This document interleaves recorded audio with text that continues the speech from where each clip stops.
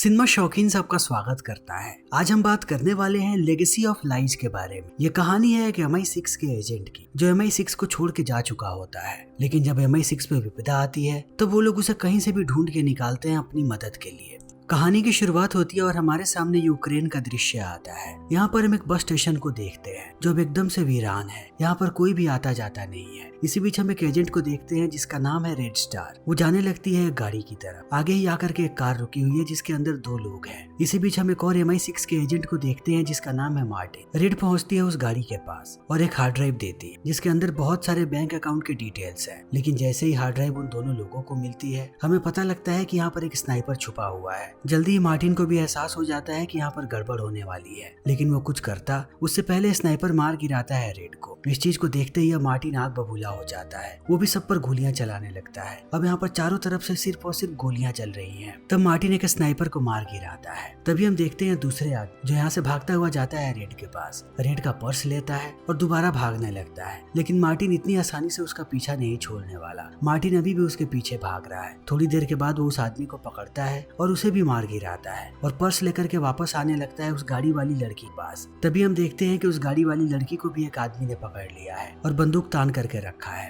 वो मार्टिन को कहता है कि अगर तुमने मुझे वो पर्स नहीं दिया तब मैं इस लड़की को मार दूंगा। इस चीज को देखने के बाद मार्टिन पर्स फेंकता है उस आदमी की तरफ। जैसे ही उस आदमी का ध्यान पर्स की तरफ जाता है मार्टिन इसे भी मार गिराता है। तभी कहानी चली आती है वर्तमान समय में और हमें पता लगता है कि ये बात 12 साल पहले जब मार्टिन MI6 के लिए काम किया करता था। ये यादें उसे आज भी परेशान करती हैं, लेकिन मार्टिन ने अब MI6 को छोड़ दिया है और अपनी बेटी के साथ वो लंदन में रहता है। मार्टिन की बेटी का नाम है लीसा। लीसा आकर के उसकी गाड़ी में बैठ जाती है। जब ये दोनों बातें करना शुरू करते हैं तब हमें पता लगता है कि मार्टिन अब केज फाइट करता है ताकि वो अपना घर चला सके। वो लीसा को बहुत सारे पैसे देता है उसके ऊपर लगाने। तब लीसा अंदर जाती है और पैसों को लगा देती। दूसरी तरफ मार्टिन के फाइट की शुरुआत हो जाती। उसके सामने जो फाइटर है वो उस पर टूट करके पड़ता है। ये दोनों बहुत देर तक लड़ते रहते हैं, लेकिन इसी बीच वो फाइटर मारता है एक दमदार पंच मार्टिन। तब मार्टिन को दिखना बंद हो जाता है। दूसरी तरफ लीसा इन सारी चीजों को देख रही है। वो चिंतित हो रही है अपने पिता के लिए, लेकिन मार्टिन रेफरी को कहता है कि वो अभी भी लड़ना चाहता है और दूसरा फाइटर उस पे ऐसे ही टूट करके बरस रहा है। थोड़ी देर के बाद वो हरा देता है मार्टिन। तब मार्टिन आकर के बाहर बैठ जाता है। लीसा भी उसके पास बैठी। तभी एक आदमी आकर के लीसा को पैसे देता है। तब मार्टिन को एहसास होता है कि लीसा ने उसके अगेंस्ट बेट किया था। शायद वो जानती थी कि मार्टिन हारने वाला है। ये बात मार्टिन को बिल्कुल भी पसंद नहीं आती। ये लोग घर चले आते हैं। घर आने के बाद मार्टिन एक लड़की के साथ इंटीमेट होने लगता है और दूसरे कमरे में लीसा ड्राइंग कर रही है। लेकिन रात में जैसे ही मार्टिन सोता है उसे वो ख्याल सोने नहीं देता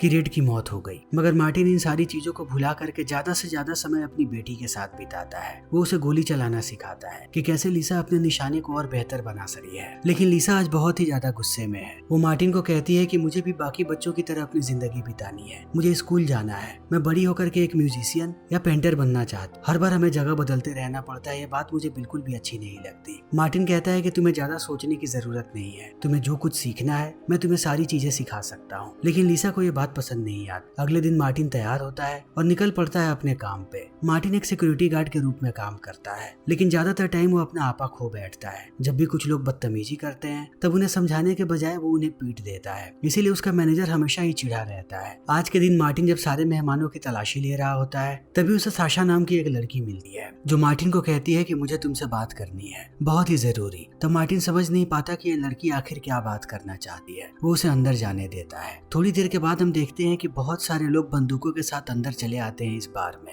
और किसी को इस बारे में पता भी नहीं लगता। तभी मार्टिन पहुंचता है साशा के पास। साशा कहती है कि मेरे पिता तुम्हें जानते थे। वो हमेशा ही तुम्हारी तारीफ करते थे। वो एक बहुत ही अच्छे जर्नलिस्ट थे और मैं उनके ही नक्शे कदम पर चल रही हूँ। बहुत सारे लोग ऐसे हैं जो समाज के दुश्मन हैं। मैं उनका पर्दाफाश करना चाहती, लेकिन इस काम में मुझे तुम्हारी मदद चाहिए। कुछ ऐसी फाइल्स हैं जिन्हें सिर्फ तुम ही बाहर निकाल सकते हो। तब मार्टिन समझ नहीं पाता कि आखिर साशा कौन से फाइल्स के बारे में बात कर रही है।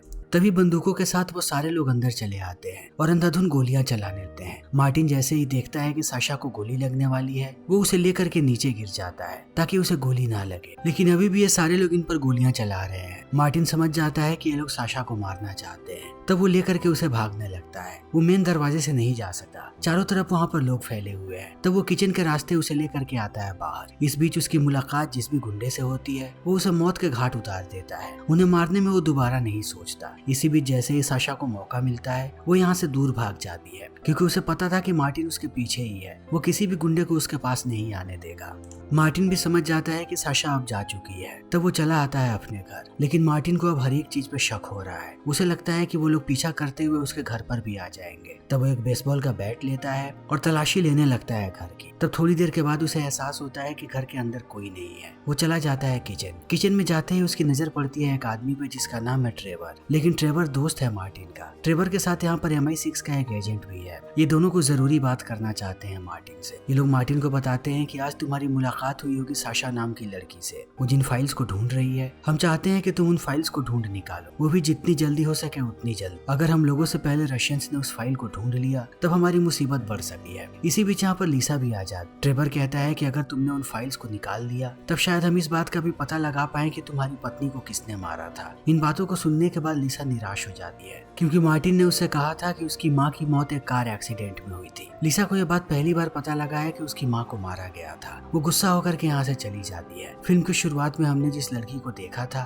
वही लिसा की माँ थी। ट्रेवर जाते हुए यहाँ पर मार्टिन को कहता है कि इस बारे में सोचना और सुबह मुझे बता देना कि आखिर तुम क्या करना चाहते। तभी मार्टिन जाता है लिसा के पास, लेकिन लिसा बहुत ही ज्यादा नाराज है। वो कहती है कि आप अब तक मुझसे झूठ बोलते आए हैं और मुझे ये बात बिल्कुल भी पसंद। आपने मेरी माँ के बारे में मुझसे झूठ बोला। इन बातों को सुनने के बाद मार्टिन पूरी रात नहीं सो पाता, लेकिन सुबह सुबह वो निश्चय करता है कि वो ट्रेवर के साथ जाएगा और उन फाइल्स को ढूंढ निकालेगा। जब वो पैकिंग कर रहा होता है तभी यहाँ पर लिसा आती और कहती है कि आप क्या कर रहे हो। मार्टिन बताता है कि वो मिशन पे जा रहा है। लिसा कहती है कि अब आप भी मुझे छोड़ करके चले जाएंगे। मार्टिन कहता है कि मैं बहुत ही जल्द वापस आऊंगा, तुम्हें चिंता करने की कोई भी जरूरत नहीं है, मेरे पास दूसरा कोई भी रास्ता नहीं है अब। इतना कहने के बाद वो बाहर आ जाता है और गाड़ी की डिक्की खोल करके अपनी चीजों को डालने लगता है। तभी पीछे से एक आदमी आता है और हमला करता है मार्टिन के सर। तब मार्टिन बेहोश हो जाता है। थोड़ी देर के बाद जब उसकी आंख खुलती है तब वो देखता है कि उसे उल्टा लटका दिया गया है। उसके सामने एक लड़की है जिसका नाम है तातियाना। तातियाना KGB एजेंट है। वो मार्टिन को बताती है कि तुम्हारे पास बहुत ही कम वक्त है, मैं चाहती हूँ कि तुम वो फाइल और साशा को लेकर के मेरे पास आओ। अगर तुमने ऐसा नहीं किया तो हम तुम्हारी बेटी को मार देंगे। इतना कहने के बाद वो मार्टिन को उसके घर भेज दे और मार्टिन अपने काम पे लग जाता है। लेकिन MI6 का एक एजेंट मार्टिन का पीछा कर रहा है। जहाँ भी मार्टिन जाता है ये एजेंट उसके पीछे पीछे जाता है। एक वक्त के बाद मार्टिन आकर के इस एजेंट पे बंदूक तान देता है और कहता है कि मैं नहीं चाहता कि कोई भी मेरा पीछा करे। इतना कहने के बाद वो जाता है बार के अंदर और मिलता है यहाँ के मालिक से जिसका नाम है मैक्स। मैक्स को कहता है कि मैं साशा से मिलना चाहता हूँ, मुझे पता है कि तुम और साशा एक साथ काम करते हो। तो मैक्स कहता है कि तुम्हें शायद किसी ने गलत जानकारी,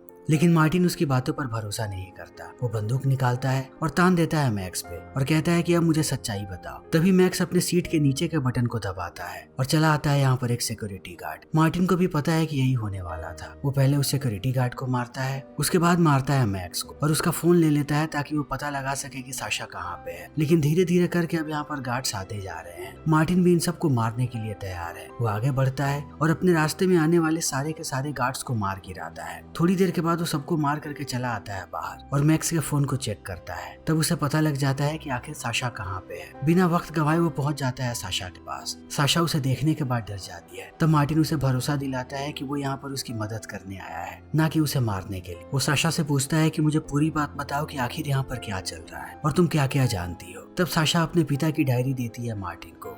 तभी दूसरी तरफ हम तातियाना को देखते हैं। उसने लिसा को बंधक बना करके रखा है, लेकिन लिसा को ये लोग परेशान नहीं कर रहे हैं। तातियाना उसे अपने बच्चे की तरह रख रहे। ये दोनों एक साथ बैठ करके अभी मैच देख रहे हैं। वहीं दूसरी तरफ साशा मार्टिन को पूरी बात बताती है कि मेरे पिता को पता लग गया था कि एक फैक्ट्री में केमिकल वेपन्स बनाए जा रहे। तब वो सारी जानकारियों को इकट्ठा करने लगे उन फाइल्स में। अगर वो फाइल्स बाहर आ गई तब उन सारे के सारे फैक्ट्री का काम तमाम हो जाएगा, इसीलिए इतने सारे लोग पीछे लगे हुए हैं। उसके बाद साशा बताती है कि किसी बैंक में रखा गया है उन सारे फाइल्स को, वो भी बहुत ही सिक्योर तरीके से। तो अगर हमें उस बैंक का पता लगाना है तो हमें रेड स्टार मिशन के बारे में पूरी जानकारी हासिल करनी पड़ेगी। इन बातों को सुनने के बाद ये दोनों यहाँ से निकल पड़ते हैं और जाते हैं एक पुरानी बिल्डिंग के पास, जहाँ पर एक CIA एजेंट रहता है जो हैकर है। मार्टिन चला जाता है अंदर और उस हैकर के सर के ऊपर बंदूक तान देता है और कहता है कि 8 साल पहले एक मिशन हुआ करता था जिसका नाम है रेड स्टार। मैं चाहता हूँ कि तुम उस मिशन की सारी फाइल्स और फुटेजेस मुझे दिखाओ। जब ये हैकर फुटेजेस दिखाता है तभी मार्टिन की नजर पड़ती है रेड स्टार, जिसके हाथ में पीले रंग का एक पेपर है जिसपे अकाउंट्स के डिटेल्स है, जहाँ पर इन फाइल्स को रखा गया है। तभी साशा कॉल करती है मार्टिन को और बताती है कि पीछे के दरवाजे से बहुत सारे लोग अंदर जा रहे हैं, ये सारे MI6 के एजेंट्स हैं, इसीलिए तुम तैयार रहो। तब मार्टिन बंदूक तान देता है हैकर और निकलने की तैयारी करने लगता है। इसी बीच हम ट्रेवर को देखते हैं जो अंदर आ गया है। वो बार बार कांटेक्ट करने की कोशिश करता है यहाँ पर मार्टिन से, लेकिन मार्टिन उसे जवाब नहीं देता। वो आगे निकलने लगता है। तब ट्रेवर अपने 2 हेंचमैन को भेजता है मार्टिन के पास। एक हेंचमैन जाकर के हमला कर देता है। मार्टिन उसके साथ जबरदस्त लड़ाई करता है। बहुत देर तक ये दोनों लड़ते रहते हैं। तभी यहाँ पर ट्रेवर आ जाता है और ये लोग बंदूकें तान देते हैं मार्टिन पे, लेकिन मार्टिन इतनी आसानी से इनके हाथ नहीं आने वाला। वो दीवार पे किक मारता है और उस हेंचमैन के साथ नीचे चला आता है खिड़की तोड़ करके। ये दोनों घायल हो जाते हैं, लेकिन जब तक हेंचमैन अपने आप को संभालता उससे पहले मार्टिन जाकर के बैठ जाता है साशा की कार और यहाँ से निकल जाता है। मगर अब MI6 और CIA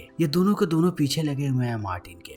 वहीं दूसरी तरफ हम मार्टिन को देखते हैं जो जाता है एक पुरानी बिल्डिंग में और उस कोड को याद करने लगता है कि आखिर उस पीले रंग के पेपर पर क्या लिखा था, लेकिन उसे कुछ भी याद नहीं आता। तभी हम देखते हैं कि ट्रेवर यहाँ पर आ चुका है अपने सारे आदमियों के साथ। वो लोग बिल्डिंग को चारों तरफ से घेर लेते हैं। जब मार्टिन इस चीज को देखता है तब वो अपने आप को सरेंडर कर देता है। तभी पीछे से साशा आती है और बंदूक तान देती है मार्टिन और कहती है कि अगर तुम लोगों ने चालाकी की और हमारा रास्ता रोका तब मैं मार्टिन को मार। लेकिन थोड़ी देर के बाद उसे समझ में आ जाता है कि ट्रेवर नहीं मानेगा। तब वो बंदूक को अपने सर पे तान लेती है और कहती है कि मैं ही एक अकेली शख्स हूँ जो उस अकाउंट तक पहुंच सकती हूँ। मेरे पास ही उसका एक्सेस है, तो अगर तुम लोगों ने हमें गिरफ्तार करने की कोशिश की तब मैं अपने आप को गोली मार लूंगी। इन बातों को सुनने के बाद ट्रेवर भी डर जाता है और अपने आदमियों को बंदूक नीचे करने के लिए कहता है। फिर ये दोनों बड़े ही आसानी से यहाँ से निकल जाते हैं और भागने लगते हैं। ट्रेवर के लोग हर जगह इन्हें ढूंढने की कोशिश करते हैं, लेकिन उन्हें कुछ भी पता नहीं लगता कि ये लोग कहाँ गए हैं। इसी बीच हम इन दोनों को देखते हैं एयरपोर्ट पे। मार्टिन एक लड़की का पासपोर्ट चुराता है और ला करके दे देता है साशा। उसे बताता है कि तुमसे इसकी शक्ल मिलती है, तो इस पासपोर्ट का इस्तेमाल करो ताकि वो लोग तुम्हें ट्रैक ना कर सके। वहीं दूसरी तरफ हम ट्रेवर को देखते हैं जो CIA वाले हैकर के पास गया है ताकि वो लोग सर्च कर सकें कि आखिर साशा कहाँ पे है। वो हैकर बताता है कि साशा ने अभी कोई भी ट्रैवल नहीं किया है, उसके नाम पे किसी भी टिकट की बुकिंग नहीं है। लेकिन ट्रेवर को इन बातों पर भरोसा नहीं है। वो इस हैकर को कहता है कि यहाँ पर जितने भी एयरपोर्ट्स हैं मुझे सबके फुटेजेस देखने हैं, तभी मुझे भरोसा होगा। इसी बीच तातियाना कॉल करती है मार्टिन को और धमकी दे करके कहती है कि अब तुम्हारे पास बिल्कुल भी ज्यादा वक्त नहीं है। अगर तुमने थोड़ी और देरी की तब तुम अपनी बेटी को खो दोगे। मार्टिन उसे कहता है कि साशा मेरे पास ही है, हम दोनों यूक्रेन जा रहे हैं उस फाइल को लाने के लिए, तो ज्यादा समय नहीं लगेगा, मेरी बेटी को बस कुछ मत करना। इसी बीच हम ट्रेवर को देखते हैं। जब वो एयरपोर्ट के फुटेजेस को देखता है उन्हें ये दोनों नजर आ जाते हैं और पता लग जाता है कि ये लोग यूक्रेन के लिए निकल रहे हैं। तब वो अपने सारे एजेंट्स को अलर्ट कर देता है यूक्रेन और इन दोनों के बारे में बता देता है कि ये लोग उन पर नजर रखें। थोड़े समय के बाद ये लोग यूक्रेन पहुंच जाते हैं और जल्दी ही ट्रेवर के लोग भी इनके पीछे लग जाते हैं। तभी हम तातियाना को देखते हैं जिससे लिसा बात कर रही। बातों ही बातों में वो तातियाना से अपनी माँ के बारे में पूछती है कि आखिर उसकी मौत कैसे हुई थी। तातियाना उसे पूरी सच्चाई बता देती है। फिर ये दोनों भी निकल पड़ते हैं यूक्रेन के लिए। जैसे ही ये लोग यूक्रेन पहुंचते हैं तातियाना कॉल करती है मार्टिन के पास और बताती है कि अभी ये लोग कहाँ पर हैं। दूसरी तरफ साशा और मार्टिन दोनों निकल पड़ते हैं बैंक के लिए, लेकिन ट्रेवर के लोग उनका पीछा कर रहे हैं। थोड़ी देर के बाद ये लोग जैसे ही बैंक पहुंचते हैं साशा अंदर चली जाती है और बैंक वालों से कहती है कि मुझे अपने लॉकर रूम को देखना है। तब एक स्टाफ उसे लेकर के जाने लगता है अंदर। जैसे ही वो अंदर पहुंचती है वो स्टाफ बाहर चली जाती है। तब साशा कॉल करती है मार्टिन को और कहती है कि अब तुम अंदर आ सकते हो। तभी हम ट्रेवर को देखते हैं जो अपने सारे आदमियों के साथ अंदर आ जाता है। उन्हें पता है कि साशा इसी बैंक के अंदर गई हुई है, वो लॉकर रूम में है। तब ट्रेवर भी अंदर चला आता है और ये दोनों यही चाहते थे। जैसे ही ट्रेवर अंदर आता है मार्टिन बंदूक तान देता है उस पे और ट्रेवर को कहता है कि हमारे पास यहाँ का कोड नहीं है, लेकिन मुझे पता है कि तुम कितने सालों से इस केस पर काम कर रहे थे, तुम्हें कोड पता है तो कोड दबाओ। ट्रेवर भी कोड दबा देता है। जैसे ही सेफ खुलता है इनके हाथ वो फाइल्स लग जाते हैं। ये लोग ऐसे ही ट्रेवर के सर पे बंदूक तान करके अंदर आ जाते हैं। एक वक्त के बाद जब इन्हें एहसास होता है कि इन्हें बाहर जाना है तब वो ट्रेवर को छोड़ करके भागने लगते हैं। बाहर आकर के अपनी गाड़ी में बैठते हैं और चले आते हैं यहाँ से बहुत, जहाँ ट्रेवर इनका पीछा ना कर रहा हो। जैसे ये लोग एक वीरान जगह पे पहुँचते हैं साशा मार्टिन पर बंदूक तान देती है और कहती है कि मैंने तुम्हारा फोन चेक किया था, मुझे पता लगा है कि तुम रशियंस के साथ काम कर रहे हो, मुझे वो फाइल्स दे दो। तब मार्टिन समझाने की कोशिश करने लगता है साशा को और बताता है कि मेरी बेटी उनके कब्जे में है, मैं ये सब कुछ सिर्फ अपनी बेटी को बचाने के लिए कर रहा हूँ। लेकिन साशा उसकी बात नहीं मान, वो मार्टिन के कंधे में गोली मारती है और फाइल्स को लेकर के यहाँ से भाग जा रही है। तो बहुत देर के बाद मार्टिन को होश आता है। वो देखता है कि साशा यहाँ से गायब हो चुकी है। तभी तातियाना का कॉल आता है उसके पास। तातियाना कहती है कि तुम लोग कहाँ पर हो, क्या वो फाइल्स और साशा तुम्हारे पास है? तब मार्टिन झूठ कहता है और सच्चाई नहीं बताता कि दोनों में से कोई भी नहीं है उसके पास। तातियाना कहती है कि आज रात तुम मुझसे मिल सकते हो और अपनी बेटी को वापस लेकर के चले जाना। इन बातों को सुनने के बाद मार्टिन कॉल करता है ट्रेवर को, उसे पूरी बात बताता है कि उसकी बेटी की जान खतरे में है, उसे अब ट्रेवर की मदद चाहिए, तभी वो अपनी बेटी की जान बचा पाएगा। ट्रेवर भी राजी हो जाता है।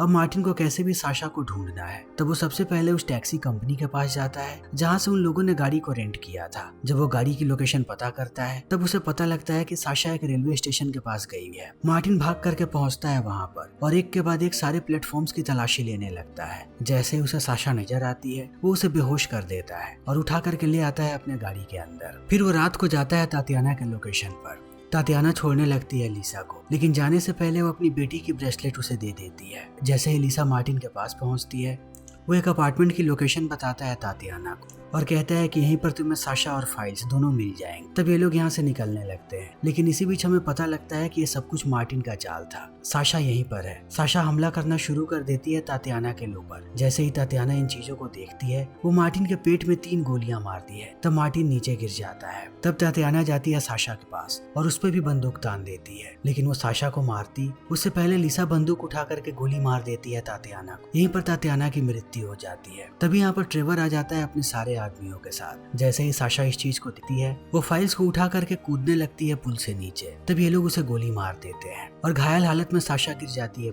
तब समय ऐसे ही बीतने लगता है। हमारे सामने कुछ महीनों बाद का दृश्य आता है। मार्टिन को इन लोगों ने जेल में डाल दिया है। लिसा एक नए परिवार के साथ रहती है, लेकिन वो हमेशा ही ट्रैवल करती है और जाती है अपने पिता से मिलने। थोड़े समय के बाद वो जा करके मिलती है ट्रेवर से और उसे फाइल्स दे करके कहती है कि अब तुम लोग मेरे पिता को छोड़ सकते हो।